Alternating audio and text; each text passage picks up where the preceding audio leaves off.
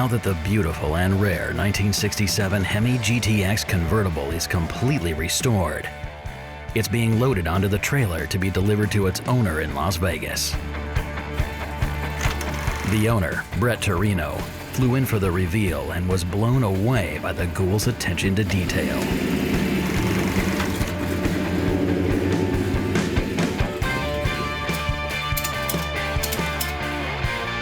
But just when the Ghouls thought they might be finished, there's another car ready to be delivered. Take it away, Mark. Our 1972 Dodge Charger SE 400 Magnum 4-speed, one of only 126 ever built, is near completion. Once Dave and Allysa install the interior, all that'll be left is an electrical systems check, a complete detail, and we can have the owner down for his initial inspection and road test. On this episode of Graveyard Carz, Allysa applies everything she's learned over the last 13 weeks when it's up to her to install the interior in the 1972 Gold Charger. The Ghouls wrestle with how far they can prep the car, knowing that the owner wants to be the first person to drive it. Meanwhile, while attempting to disassemble a 1971 Cuda convertible, Mark and Royal run into problem after problem. And in the middle of the heat, Brett Torino sends Mark and the gang an unexpected surprise. Coming up on this episode of Graveyard Carz. They're coming to get you, Barbara. It has been established that the unburied dead are coming back to life. I'm Mark Warman, and together we bring dead muscle cars back to life, to exactly the way they were on the day they were born.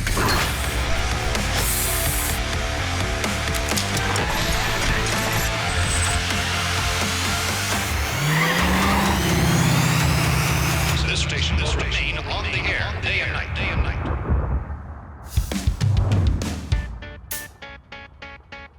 We're working on our 1972 Dodge Charger SE 400 Magnum 4-speed, one of 126 built, which is really cool.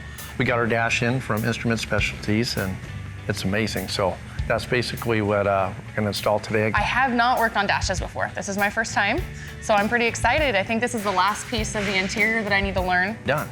Is this pretty standard for a dash, or? Yeah, it's a pretty standard dash for 72 Dodge Charger SE. Pretty one too. I like all the chrome. Oh yeah, it's pretty awesome. All right, and I'm going to walk through. So as far as the door opens? Yeah, that's it. Wow. These doors are huge. You just keep walking in. Sure. Okay, how you doing? Okay? Doing good. Now I want to kind of tip this towards you. Okay. You can go ahead and get in there. I'm going to try to hook these up. This is the complicated part. I got to get this cable on there. Do all dashes install the same?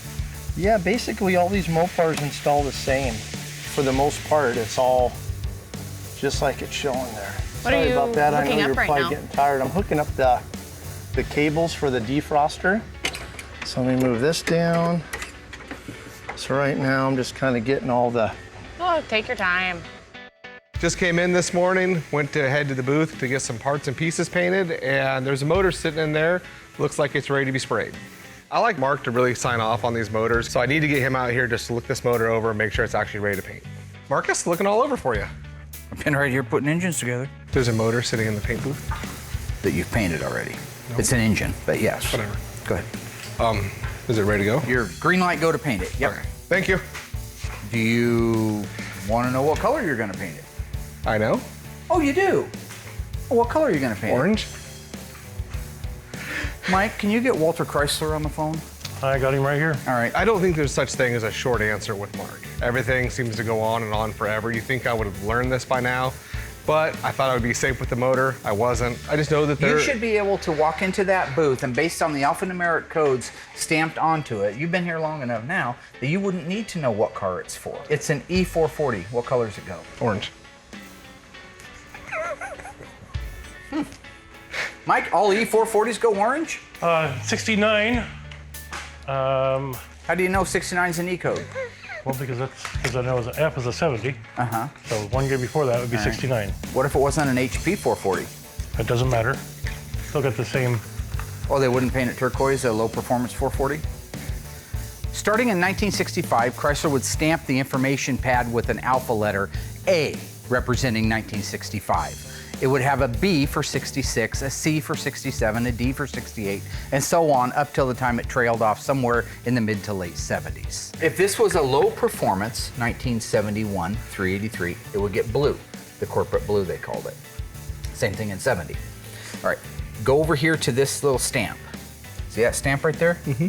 What's it say? H, And next to it? P, And what do you reckon that stands for? high performance. High performance, high performance. All right. 2 hours later, I now have the answer. It does go orange, so I'm gonna head in the booth and start spraying it. With the owner only days away, Allysa is tasked with installing the 1972 Charger's interior. I'm done. Wow. It was way easier with the That was- adjustable. That was fast. It took you like, what, 5 minutes to do that? Yeah, it wasn't bad. That The was trick fast. is getting the side in that isn't adjustable, the tracks. Oh, getting yeah. those in, and then makes it really easy. This is cool. Yeah, you have a lot of room. Yeah. Big. Awesome. Nice job. Thanks. Beautiful. Good job. So what else do you need help with to get this finished up? Right now, you can put in your kick panels and put in your sill plates, and that'll kind of button up the entire floor. The only problem is those kick panels, one of them's really sun-baked. So we're gonna try to do a little process, try a new process, actually, with the walnut shells, because we have a new blaster with walnut shells in there, so we're gonna try to fix up that plastic and make it like new. The most desirable muscle car made by Mopar of all time would have to be the 71 Hemi Cuda convertible. Making only 11 of them, they sell for millions of dollars. This 1971 Cuda convertible has a 340 and a 3-speed manual transmission, making it one of only 8 ever built. The disassembly of this rare, valuable, and desirable muscle car begins now.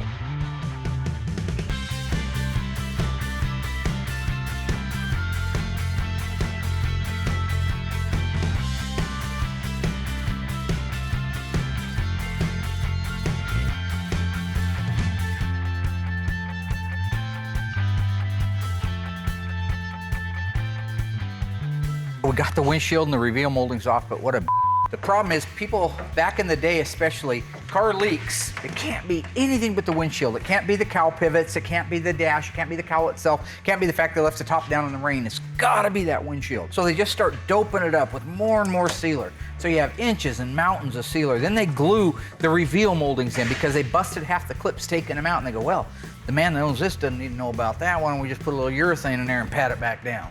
And it isn't until 40 years later when the fat man, the bald guy, and my best friend Mike start taking this car apart that we realize it's been glued together.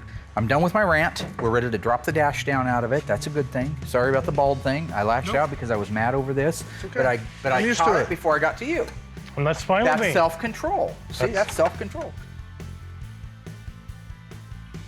So with them getting the dash out of it here in a couple of minutes, we're going to be able to move on to the rest of the disassembly. It should go a lot faster from here. That windshield really slowed us down.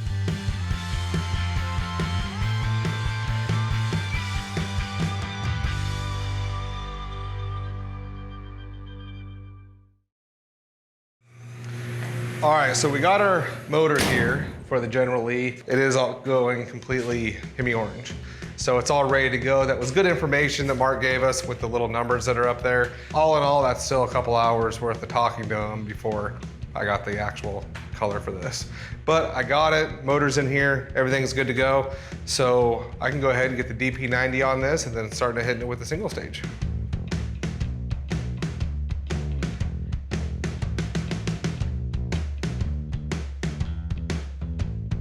But there's not much left. So I didn't even check my cabinet, but there's a very solid chance we're out of single stage. That means I have to order more.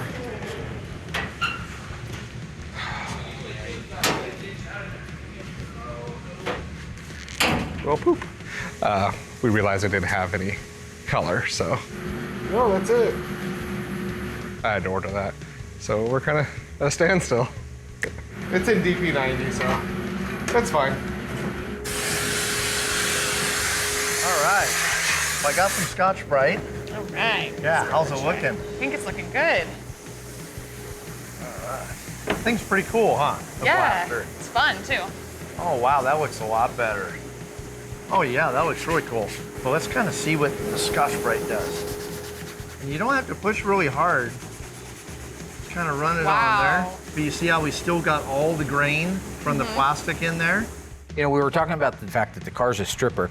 They didn't even care about having the electric windshield washer, so that's what this is. So instead of having the button on the dash that you would push for the windshield washers, like in the B-body or in the E-body, in this particular case, you would have a foot pump. You would physically pump that to get the fluid up onto the windshield. They didn't have any effort at all on the 3-speed even to make it cool. Like, why couldn't they have built a pistol grip 3-speed? But that's what it is. It's just a straight chrome shaft with a ball on the end of it. The bezel is the exact same one that you would have if you had a pistol grip 4-speed, but the boot itself is different because this has a round hole in it and the pistol grip is that oblong center hole in it. But yeah, just some kind of interesting little tidbits there that make this car so unique and yet in some ways very undesirable, but now that it's 45, 50 years later, it's all cool. It's all cool, yeah. It's all the kind of stuff. Because if we saw stuff like that as a kid, we say, oh, pass on that. It's got a 3-speed and you got to pump the foot to get washer fluid up on the windshield. But now looking back, it's kind of a cool part of history. So I'd like to point out is how nice it is to work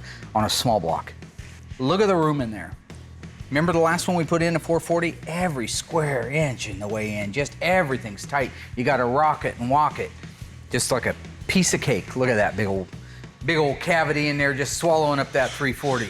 Just like your first girlfriend. For a daily driver, there's not a thing in the. Don't interrupt people, punk. Fat old guy. Oh, I'm fat. What about you, Muffin Belly? Look at you. Hey, along with age comes wisdom. You got better breasts than my wife, man. Back off. I've seen that look before. Back off. They turned out great. It got all the old plastic off, and underneath was great black new plastic. So looks like we're gonna be able to save the piece. Yeah, it looked great. So all we got to do is get those A-pillar moldings in, windshield surround, then we'll work down to our kick panels. The kick panel went in really well. The seal plate, I had a little bit of trouble with lining up the holes and getting the carpet underneath it. And I think at one point I thought I had gotten 4 screws in, and then I lifted it up and the whole thing came undone. What the? Did it just so pop right up? None of them were. And I realized I didn't get any of those in, so I had to start over. Yeah. So something so simple can take like half hour, 45 minutes just to get a few screws in. It can be kind of frustrating sometimes. It is frustrating. These cars will fight you every step of the way. All right, so what do you say we knock out our visors? That sounds good. And then we're just about there. Are these the original? Yeah, these are the original ones. He wanted to use, as many of the original parts as he could. Okay, now this deal, the little spring, will actually go up through the big hole. Right here? Yep. Oh, there we go. You can kind of see. Yeah. One's just a little safer. All right, cool. So I got mine in there, and whoop, look at that. That much closer to driving it too, which is always nice. So awesome. The interior is pretty much put in, which is great. So the next steps is just a couple little things here and there, and then the windshield. And the windshield will go fast. All we got around that is just some stainless steel molding, and then I just got to put the wiper arms on. Oh, wow. So it's really close. With the interior installed, this 1972 Charger is nearly ready for the owner's arrival and its first test drive. Ouch. All right. Everything. Okay. Everything's just been a complete pain in the on this car. And it's because take some cars apart, they've never been touched. You're better off with a car that's never been touched than one that's been touched from the standpoint of disassembly. Because every bolt has been stripped and lost and changed out for the wrong bolt. We've took out lag bolts out of here, wood screws out of here. It just takes forever to do that. Something that's normally a half-a-day job takes all day long, and that's what we're struggling with right now. You can see lots of body work's been done on this car. I'll do you a little magic right here. You guys ready for some magic? We're gonna debondo this thing. That's where somebody just fills it up with Bondo and fiberglass and says, wow, look at that, isn't that pretty? This, folks, is what they Bondoed over.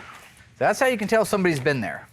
I'd rather walk up to a car and just see the hole and know I'm buying a car with a hole in it than something like that.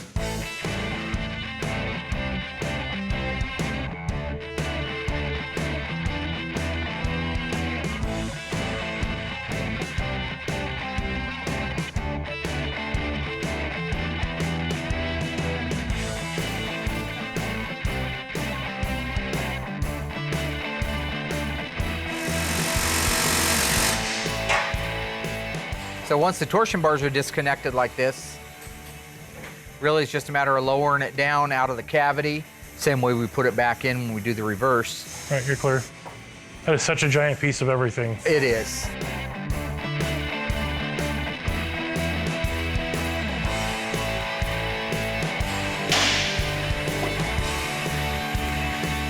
So really all we've got left, we got to take a couple of the rear moldings off around the convertible top and take the taillights out of it, and then it's ready to go over and get dipped. So we'll be anxious to see what it looks like when it gets back, but it's pretty close to ready. Good job.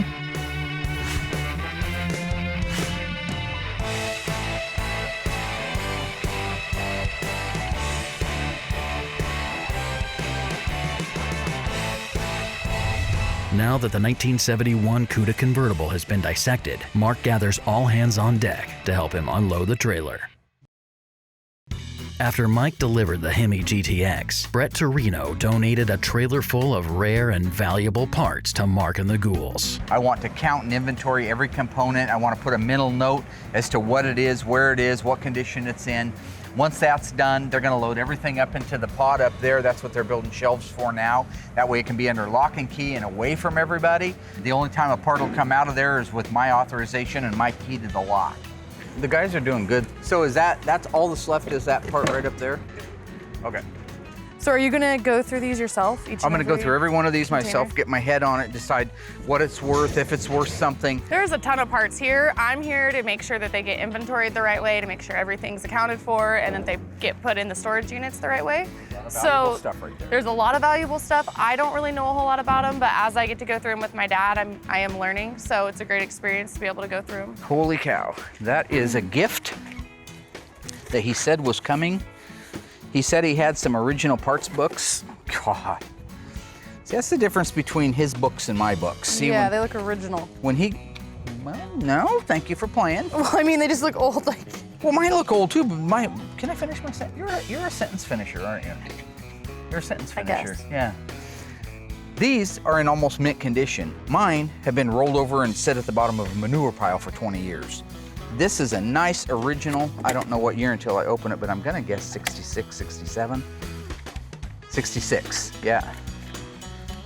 This is a complete original parts manual for the 1966 passenger cars, Dodge passenger cars. But look at all the tabs. If you look at mine, my tabs are all ripped off and gnawed off and chewed off and burned.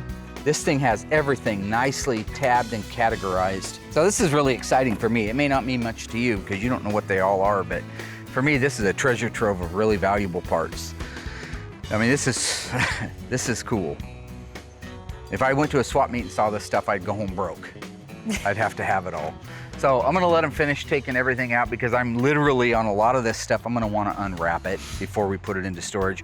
I need to put my eye on it. One guy's version of mint condition, or mink, as Andy would say, and another guy's is different. So I want to make sure what condition the parts are in, what ones I need now for the cars that we actually have here, and then we'll reconvene back out here. So you're going to continue helping him unload? Yep. Okay. So Radiator Supply House just got here and they're getting ready to do the stencil work on top of this radiator. So the owner wanted the top of his radiator painted at least to say 1 of 126. So at least when he's at car shows, he can open up the hood and people will know that, hey, it's still kind of a rare car. It's kind of cool with what they did on the radiator because he's kind of done little touches to it to make it his own. So we don't do a lot of that here, but on this car we did. So it's a little unique in that aspect. Meanwhile, outside the shop, Mark and Allysa continue to toil over the inventory for Torino's donation. We've been out here now for 7 hours. 7 hours checking in parts, and we're getting it whittled down. The main stuff, we've got glass left and some of the bigger sheet metal and some wheels, but all the little stuff, the stuff that takes so long to label and print and mark, which is what I'm doing, so we have a quality inventory of everything. That's what takes so long. I've gone through, I think, 100 and some tags already. So what she does is she checks it. What's it say it is? Tag 183 is for a complete NOS grill for a 1970 Barracuda. Okay, mark it off, but note that the left-hand front park lamp is missing. Missing one park lamp. And what number is it, 183? 183. So I've got it over here. This one's all one unit. This is all part of an NOS 1970 Cuda grill. This stuff's gold. At this point, I feel like I have been at an auction all day where I've just been hearing numbers being yelled at me, and my job is to basically check them. So they're not in order though. So I have about 8 pages of numbers that aren't in any order that every time I hear one, I just have to go through it and find it. So anyways, I'm ready for this to be done. I feel like we're never gonna be finished. I look back and I just feel like there has been little progress made yet. We've been sitting here for hours, so. We've unloaded so much stuff, a lot of NOS stuff, good quality used stuff that definitely is gonna help a lot of cars get back on the road again. The good news is we're really winding down quickly here. We're gonna try to wrap this up yet today. If we don't, we'll have to knock it out first thing in the morning, but we're getting really, really close. Before the 1972 Charger's first test drive, Royal makes preparations to do the alignment. What's the first step in this process, Royal? I mean, I know. Hang these sensors on. And Okay. when we do, since those are aftermarket billet wheels, we can clamp, I think we can clamp to the outside. Okay. We can turn these over and clamp to the outside. Either we don't have to worry about scratching them, right? Yeah. All right. Now, what's the trick with doing these older Mopars as opposed to the new cars? The older cars have a caster adjustment, a camber adjustment, and a toe-in adjustment. Where your newer cars, a lot of them only have a toe adjustment. Some of them only have a camber and toe adjustment. Oh, wow. So, Royal, after we get these sensors mounted on the wheels, what's the next step of the process? We'll look up the specs, and then the computer will have us do a caster sweep. Oh, gotcha. So that's just kind of checking where the car's at. It's Yes. kind of giving it a starting point. Yes. The alignment came out fine. Really, the test will be when the customer drives it. He doesn't want us to take it out of the lot till he gets here, so we're gonna have to wait for the real test. I'll be able to drive around the lot and get kind of a feel for it. Make sure the steering wheel's straight at least. The 72 Charger's alignment is complete, and coincidentally, Mark and Allysa are finally ready to wrap up the inventory on Torino's donation. It's a huge relief to finally have this done and have the parts up there. I mean, it took us over a day to get them all inventoried. When you're inventorying in that many parts, that many pieces, some of them very small, most of them, or a majority of them, new, old stock, super valuable, it just takes time. And that's what we experienced, you know, putting everything away is you gotta check it, see what they called it, make sure it's what they called it, make sure it's a new old stock and not just a used one. There were quite a few mistakes like that. Make sure the part's there or it's not there, or it's damaged or it's not damaged. There's just a lot goes into it. And like I say, when you have a trailer that came back full of parts, it's a big job. We powered through it, we got it done. The guys are just getting ready to upload a couple of pieces, and that's gonna be it for the end of that. These are ready to be lifted up and go in, okay? And you've counted for all those, the 603 and the 605s. Yeah. This stuff here, I just want to put aside for right now. It can be lifted up and put in the bin and just kept in a corner. This is the no value stuff, but in case Brett wants some of it back for something. I've got my stuff over there. That's going to go up into the assembly room because we actually have parts in there right now that we're needing for cars that we're working on, like the Phantom Cuda needs the bi-Plymouth, which is impossible to find. And then I'll padlock that door, come down, and nobody gets in there except me with the key. Are you actually gonna go up on the ladder and padlock it? Yeah. Oh yeah, that's gonna be the best part, to see my dad actually crawl up the ladder and lock the door. You don't like heights, you don't like water, you really don't like anything. But heights is definitely one of the top I like the ground. 3 things. I like the ground. I'm not a fan of water. I'm not a fan of flying. I've never done it. I'm not a fan of heights. But at the same time, I do what I have to do. That's what I do, right? Oh, God. Yeah, I'm scared for you. How you doing?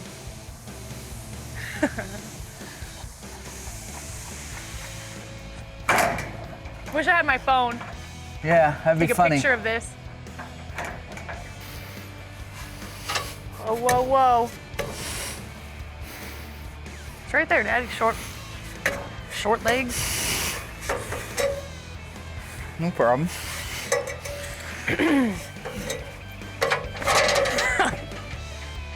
Is there a problem? You did great. Good job. With a massive parts donation inventoried and the 72 Charger aligned, the car is ready for a systems check. The guys finished doing alignment. I saw you and Roy were working on that. Yep. We're gonna do a basic systems check. The owner of the car, Murray, does not want me to drive the car without him for the first time. He wants to be in the driver's seat for its maiden voyage. I understand that, so we're not going out on the road. We're just going to kind of buzz it around the parking lot. Yep.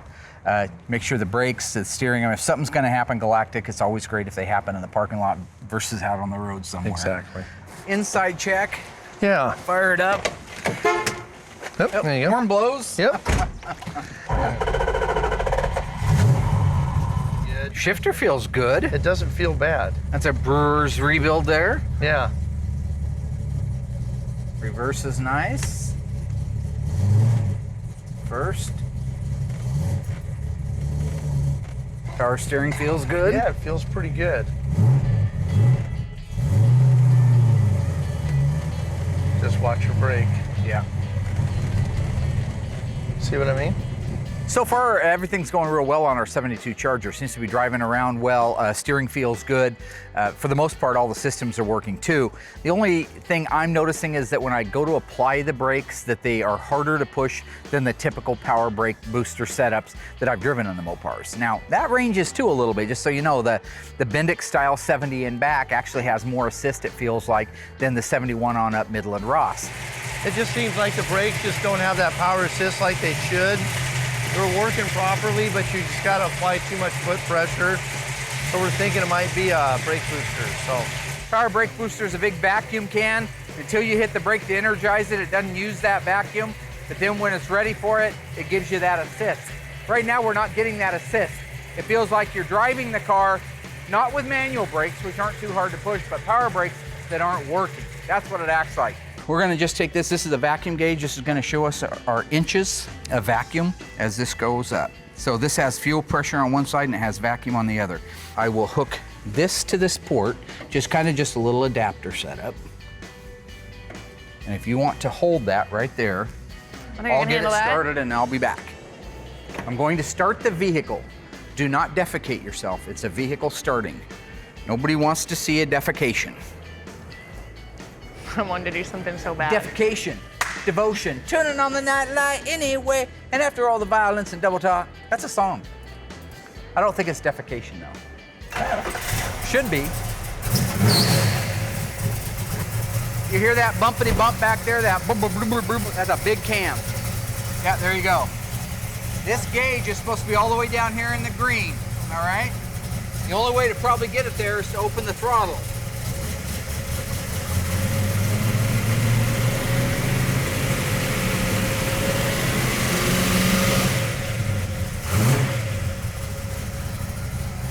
That's the problem. We've got too big a cam, too long of a duration, so we're not creating the vacuum that we would get up here. That thing's only getting 7 inches of vacuum. It needs 14, 15, 16 in that range to be able to function properly. Okay. So the only way I can achieve that kind of pressure without scattering the engine is the natural process that happens when an engine is revved up to 3,000 RPM and you close the butterflies on that. So I'm open like this, and then I close it. When I close it, it's like choking somebody out. You ever choke anybody out? Oh, yeah. Yeah, it's like choking somebody out, and so that vacuum goes off the charts for a second till it catches up and back. Well, you can't drive that way. You're meant to drive the car like a normal person would drive the car. So when he's in an idle, he doesn't even have enough to even make these work hardly. So he's basically driving without power brakes? He's driving with a semi-power, about 50% is what I think. In fact, if you didn't know your Mopars, you probably wouldn't even know there's a problem with that. I just know that 71 to 74 style Midland power brake booster, it really is designed to have a lot of assist to it. So I think what we need to do is call him and say, what do you want me to do? You want to be a little Nancy and tap out and take that nice schnarler cam out of there? Or do you want to man up, start doing some leg exercises now and drive the car? Is that actually how you're gonna ask him? No, I'll probably just tell him how it's gonna be, to be honest with you. He seems a little ornery. I don't know if well, he'd like that you know, very I think much. he thinks he's a tough guy, but you know, up in Canada, they think they are till they scrap with a Springfielder. You think this is a game? You think that's a game? Old man arm. That ain't old. Look, I still got a little something. I don't have no gobbler going down here. Got some weird Your extra. skin's wrinkly. Oh my God. Yep, that's Are it we for done? her. She'll be off to a psychiatrist now. We're done. So it's so much fun. Now that the paint has arrived, Will is able to spray the iconic General Lee's high-performance engine. The engines used in the General Lee varied from show to show. 318s, 383s, and 440s were all used depending on the requirements of the scene. With the exception of the Dukes of Hazzard motion picture, a 426 Hemi was never used.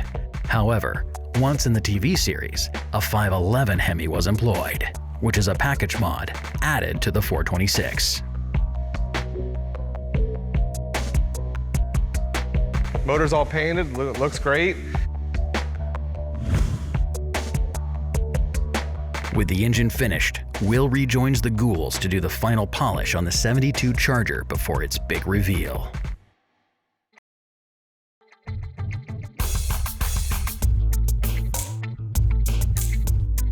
This is the first time I've ever had a client say, nobody drives that car but me, for the first time. After that, you have a ball. It's his car, he's the customer, I kept his wishes. But, you know, anything can happen. A multitude of things can happen when you have that many moving parts on a car that's just been back together for the first time in many, many years. Dave always jumps on the inside, does all the interior. I jump on the outside, tires, wheel, glass. This car has a lot of stainless on it you have to get the fingerprints off of. Dave has to go through, wipe down the whole inside of the car, do all the glass on the inside. So it's kind of a team effort for us to get this car done, but that's how we've done them in the past, and they always come out great. Inside and out, the car is literally perfect. I think the owner's gonna come in, be super excited to have it, and go on his road trip. So we're ready to go. Murray Gooding's called. He's just down around the corner, so I'm gonna go up front and wait for him. Make sure that the car's on the side and warmed up and ready to go. My name's Murray Goodings, and I got a 1972 Dodge Charger here at Graveyard Cars. My dad bought a 71 Charger when I was a little guy, and through a divorce and everything else, that car went missing, and it's a car I grew up in, so I always wanted one. I spotted this one on a highway near where I live, and got a hold of him, made a deal, bought the car that night, and took it home. So that was about 10 years ago. How was the trip down from really Canada, eh? Good I drove for a couple hours, and I gave him the keys, and I went to sleep. Did you really? Nice. You look good. Thanks. Yeah, in good shape, huh? Everything going good? I did the chemo diet, so I'm still keeping That's all that right. shape. You look good. Yeah, good job, man.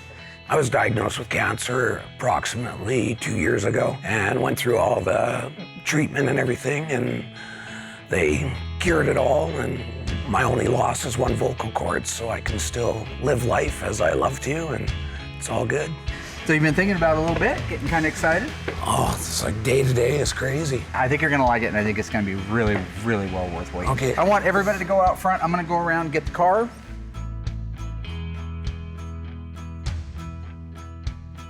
To see it actually on wheels and rolling and moving under its own power is going to be very, very exciting. All right, you excited to see your car? Oh yeah, let's do it. You excited? Oh yeah. Mark's got it around the corner here, so. Right now, the guys are all waiting out front for it. So I'm pulled over here waiting for the queue. Kind of a little behind the scenes thing there for you, throw you a little bone. Hey, Mark, so, we're ready for you, buddy.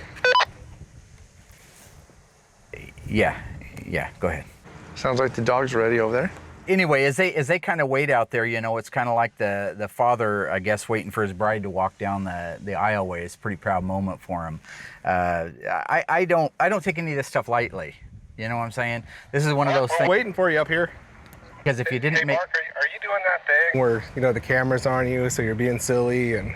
So anyway, what I'm saying is, if you look at the whole total of it, my job. You know, he came down a long ways, and I got him out front here waiting. It's 100 degrees outside. You're not too busy. Not trying to stand up in front of everybody. Anyway, yeah, so let's ruin this moment. Oh, yeah, here's some. All right, well, thanks. He's waiting. Oh man, listen to that thing. Sounds like a Honda. Yeah, you wish. Boy,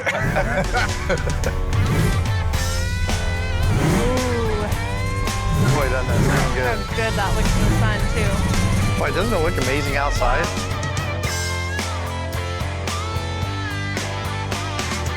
Any further, huh? That's amazing, buddy. That is friggin' awesome. You know, I think I've only seen it outside once. That's actually really pretty. That is a gorgeous color. That is a gorgeous color. I gotta say, buddy, that's awesome. When people are almost speechless, that's generally the best sign.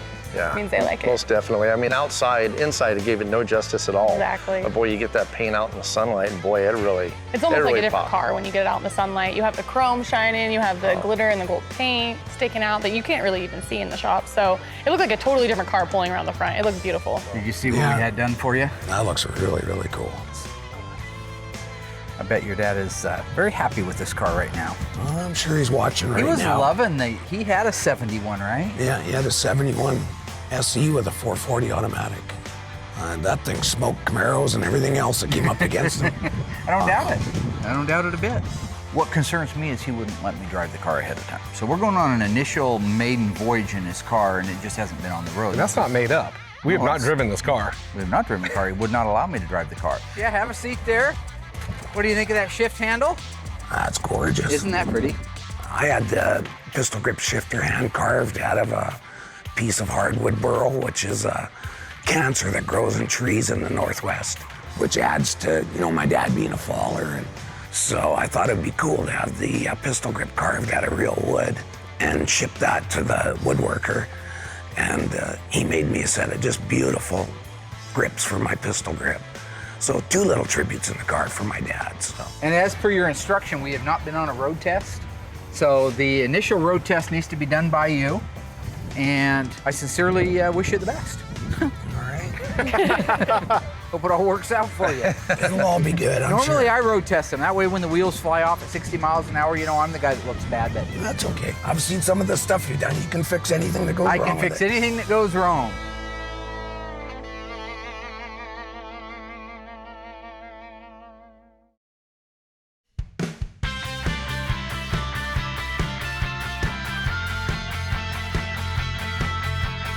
It was nerve-wracking, but it was awesome. Car drove smooth, straight. It was just super easy. You didn't have to fight it, nothing. It just straight line, change lanes, real nice. Really nice acceleration. A little bit on the timing, but that's okay. It wants to go. Keep going. Oh, I know it does. I know. Nothing to be funner than just to stomp the shit out of them. I know. You can just feel that there's a whole throttle ahead of you. Oh, yeah. Wait. It's definitely got a lot of pedal. Yeah. The 71 to 74 B bodies are a really nice driver. They may be the best driver of all the cars they built. I was saying, I think it's running a little bit rich. That might be loading those plugs just a little bit. So if they may have a jet for the time. Yeah, when my buddy looked at the video of it running, the exhaust coming out and that, he actually said it looked like it was running rich. Yeah, I think it is too. I mean, if that doesn't fix it, I'll put a 750 back on it like you sent it with. Because they just don't perform as well. As far as balls out, stomp it, perform, you're going to get it out of this, but you also don't want it to pop every time you step on gas. Yeah, it feels great. But it sure does feel nice, doesn't it? Really, That's really great. nice. Yeah, Royal did the alignment on it. He's been doing them forever and does a great job. Yeah, it doesn't feel weird. There's no rattles. Dead straight. Overall, I think it was very, very successful and a very happy owner. I didn't get to ride in it. No, you don't need to ride in it. You didn't paint it. I cleaned it. You didn't paint it. Yeah. Boy, it sure feels like it pulls like a. Oh yeah. It doesn't feel like no boat anchor. No. Okay. Oh yeah, my dad would like this car. He's gone now, but he's looking down, and the dad on the hood looks great. It's just perfect size, perfect color. Enough that you can see it, and it'll raise some questions and some good stories about the car and the reason there is the car. He does like it. It's not a matter of if he would like it. He does like it. So we got the car outside this morning and all warmed up. That's why you hear the fan running in the background. It's cooling down the radiator. All systems are go. Murray's on his way over right now from the motel to take final delivery of the car and head up north with it. It's a neat car, Sounds good. It sounds really good. Got a great sound. Got a hell of a nice cam in it. His buddy built the engine. We just kind of assembled it, put it together. But whoever built it really did a good job because it revs like a small block. Well, my friend, you have waited a long journey for this moment. Yeah, look at her. She's worth it. You're going to have a lot of fun on that car. Yeah, it's just been a long road. I just can't believe it's actually here the day I get to take her home and start using her and driving her and enjoying her. It's been a long, long time, but it's really worth it. Any tiny little things I found, I mentioned to them, they fixed it right up. There was never an issue with quality. It's all been done top notch, really, really well. You're a good man. All right, Thanks, buddy. Murray. Keep in touch, all right? Don't wreck it. Don't be silly. I know you got that lead foot. I've had speeding tickets before. It's not a big deal. Just got to be polite when you get them. That way they don't tow your car. So. Always open the door for the ladies. Make sure. Well, then you should get in first. Well, you got to be coming at the brother like that now. Oh, yeah, we'll burn some rubber getting out of here for sure. It's all good. You look good in there, buddy. You're looking sexy. Looks nice, man. That's a panty dropper right there. Got to do the seatbelt. Not that you care up in Canada about. Let me just keep your panties on. I don't want to know about them. All right, guys. Have a good one. All right, take care. Nutcase, piece of lunatic.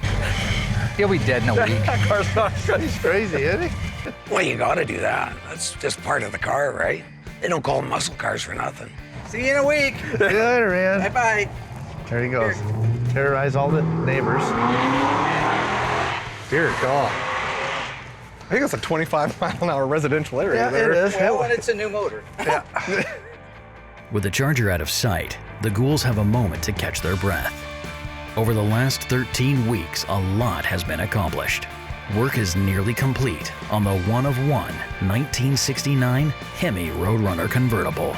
Bill Goldberg was given a jackhammer reveal for his stunning 1968 GTX convertible. And soon after, Brett Torino's ultra-rare one-of-7 1967 Hemi GTX convertible was finished and delivered. All the while, the car that started it all, our legendary 1971 Phantom Cuda, received its first coat of paint and a newly built-out, date-correct engine, making it the first time in 30 years that this car has had a running motor under its shaker hood. And to top it off, our gold 1972 Charger's first test drive went flawlessly and was delivered to yet another happy customer. Couldn't just jump in. Yeah, she That's hung out all. with Lou Albano, had the rubber band stuck through his cheek. Remember that? That Whoa, was whoa, always whoa! weird. What are you guys doing? It's like Doing you're the getting same thing we're started supposed without to be. me. We are getting started without you because you were Why? supposed to be. Murray just took off. You. Wait, you guys already done the test drive? Oh, phooey on you, you crazy looking.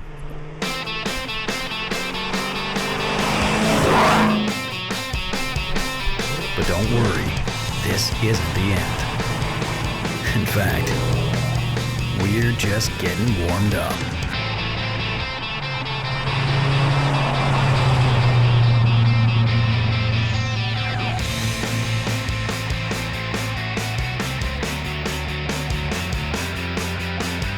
We have some deadlines coming up that are worrisome for any shop owner. It's do or die time. I mean, we're either going to get these cars done on time or we're not. The deadlines, I'm sure, are going to be tighter.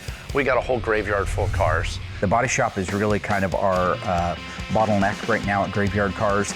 They need some direction. They need some, well, frankly, they need a little pick-me-up, you know what I'm saying? A little motivation. Lesson adjourned. I'll be dialing the body in the paint shop area. We'll be back with more Mopar madness and the rarest, most popular Mopar muscle cars to ever leave the factory, including an exclusive look at history in the making as we bring you Operation Firepower.